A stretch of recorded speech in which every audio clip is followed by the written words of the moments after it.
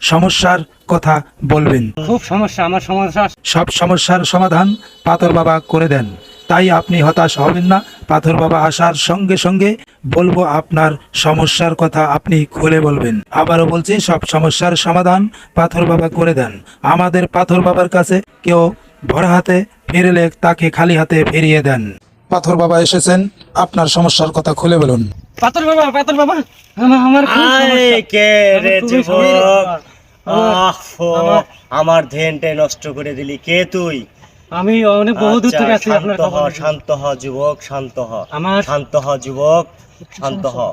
তুমি তোমার আসন গ্রহণ করো যুবক, তুমি তোমার আসন গ্রহণ আমি করো। আসন গ্রহণ করলাম। এখন- দাদা আমার খুব সমস্যা, আমার সমস্যার সমাধান করে দিতে হইব আমার। আচ্ছা যুবক, এই রিল্যাক্স রিল্যাক্স, আমি একটু ধ্যান করি আগে।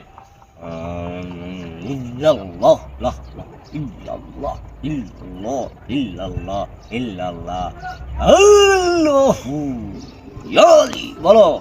পাথর বাবা, আমার বউয়ের প্রায় 10 বছর যাবত কোনো বাচ্চা কাচ্চা হয় না। বলো। এখন আমি কি করতে পারি?